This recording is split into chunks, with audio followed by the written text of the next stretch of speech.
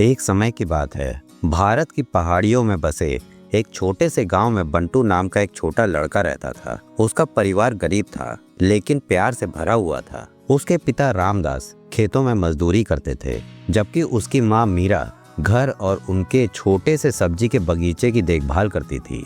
बंटू की एक छोटी बहन थी, गीता, जो अपने मामूली साधनों के बावजूद हमेशा खुश रहती थी।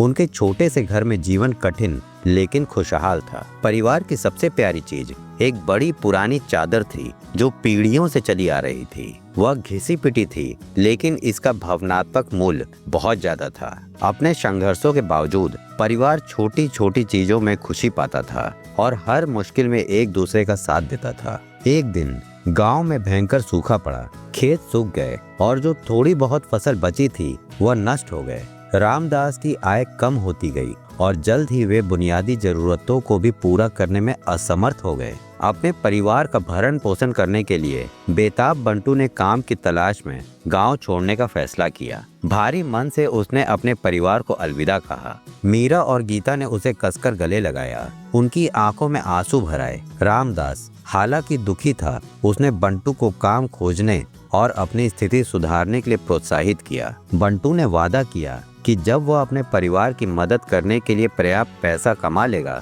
तो वह वापस लौट आएगा। बंटू उम्मीद और दृढ़ संकल्प से भरा हुआ शहर की ओर निकल पड़ा। शहर में ऊंची ऊंची इमारतें और अंतहीन सड़कें थी जो उसके शांत गांव से बिल्कुल अलग थी। उसे एक छोटी सी फैक्ट्री में काम मिल गया जहां वह लंबे समय तक कड़ी मेहनत करता था। वेतन बहुत कम था और रहने की स्थिति भी खराब थी, लेकिन बंटू अपने लक्ष्य पर केंद्रित रहा। अपने प्रयासों के बावजूद बंटी को पर्याप्त पैसे बचाने में संघर्ष करना पड़ा। शहर का जीवन उतना अच्छा नहीं था जितना उसने सोचा था। उसे अपने परिवार की बहुत याद आती थी और अक्सर वह अकेला और परेशान महसूस करता था। बड़ा और ठंडा शहर उसकी दुर्दशा के प्रति उदासीन लग रहा था और हर दिन एक संघर्ष था। बंटू के लिए एकमात्र संतावना एक छोटा सा लॉकेट था जो उसकी मां ने उसे जाने से पहले दिया था। इसमें उसके परिवार की एक छोटी सी तस्वीर थी। जब भी वह निराश होता तो वह लॉकेट को अपने पास रखता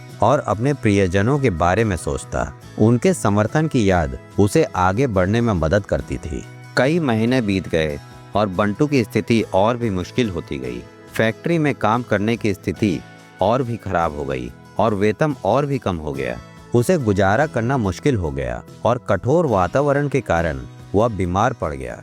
घर लौटने के उसके सपने और भी दूर होते जा रहे थे। एक दिन उसकी मुलाकात श्री शर्मा नाम के एक दयालु बूढ़े व्यक्ति से हुई जिसने बंटू की परेशानी को देखा। श्री शर्मा एक रिटायर स्कूल शिक्षक थे जिन्होंने खुद को व्यस्त रखने के लिए एक छोटी सी नौकरी कर ली थी। उन्होंने बंटू की स्थिति के बारे में जाना और उसे सलाह और कुछ वित्तीय मदद की पेशकश की। युवा, कभी उम्मीद मत खोना, श्री शर्मा ने विनम्रता से कहा। जीवन परीक्षणों से भरा है लेकिन दृढ़ता और धैर्य आपको आगे ले जाएगा। याद रखें, आज आप जिस कठिनाइयों का सामना कर रहे हैं वे आपको बेहतर कल के लिए तैयार कर रही है। श्री शर्मा के शब्दों ने बंटू को गहराई से छू लिया। उसने महसूस किया कि प्रतिकूलताओं के बावजूद उसे मजबूत बने रहने और अपने लक्ष्य पर ध्यान केंद्रित करने की आवश्यकता है। नए दृढ़ संकल्प के साथ बंटू ने कड़ी मेहनत जारी रखी और धीरे धीरे उसकी स्थिति में सुधार होने लगा। 1 साल की कड़ी मेहनत के बाद बंटू ने अपने गांव लौटने के लिए पर्याप्त पैसे बचा लिए थे। उसने अपने परिवार के लिए उपहार और खाने पीने की चीजें खरीदी ताकि उन्हें सरप्राइज दे सके। वापसी की यात्रा प्रत्याशा और उत्साह से भरी हुई थी। इतने लंबे अलगाव के बाद वह अपने परिवार से मिलने के लिए बेसब्री से इंतजार कर रहा था। जब वह अपने गांव के पास पहुंचा तो उसने जानी पहचानी जगहें देखी और गांव के जीवन की सुकून देने वाली आवाजें सुनी। उसका दिल खुशी से झूम उठा। जब वह आखिरकार अपने घर पहुंचा तो उसे एक ऐसा नजारा देखने को मिला जिससे उसकी आंखों में आंसू आ गए। उसका परिवार उसका इंतजार कर रहा था। उनके चेहरे खुशी से चमक रहे थे। मीरा और गीता दौड़कर उसके पास गईं और उसे कसकर गले लगा लिया। उनकी खुशी के आंसू बंटी के आंसुओं से मिल गए। रामदास, जो कठिनाइयों के कारण कमजोर हो गए थे, बंटू को गर्व और राहत के साथ देख रहे थे। परिवार आखिरकार फिर से मिल गया और बंटू को संतुष्टि की गहरी भावना महसूस हुई। बंटू की वापसी का जश्न बहुत खुशी से मनाया गया। गांव में जश्न का माहौल था। बंटू की अनुपस्थिति में रामदास और मीरा का साथ देने वाले ग्रामीण भी उसे वापस देखकर उत्साहित थे। वे एक भव्य भोज के लिए एकत्र हुए, जहां बंटू ने अपने अनुभव और सीखे गए सबक साझा किए। उत्सव का मुख्य आकर्षण एक छोटा सा समारोह था, जहां बंटू को उसकी दृढ़ता और कड़ी मेहनत के लिए सम्मानित किया गया। भोज के दौरान बंटू ने अपनी यात्रा और सीखे गए सबक पर विचार किया। उसने महसूस किया कि हालांकि यह रास्ता कठिन था, लेकिन इसने उसे और अधिक मजबूत और लचीला बना दिया है। वह अपने परिवार के समर्थन और श्री शर्मा जैसे अजनबियों की दयालुता के लिए आभारी था। अपनी वापसी के साथ बंटू ने अपने परिवार को उनके जीवन को फिर से बनाने में मदद की। उसने जो पैसे कमाए थे, उसका इस्तेमाल उसने अपने घर को बेहतर बनाने और अपनी आजीविका का समर्थन करने के लिए किया। उसने गांव में एक छोटा सा व्यवसाय भी शुरू किया, जिससे लोगों को रोजगार मिला और समुदाय को आगे बढ़ने में मदद मिली। बंटू की कहानी गांव के अन्य लोगों के लिए प्रेरणा का स्रोत बन गई।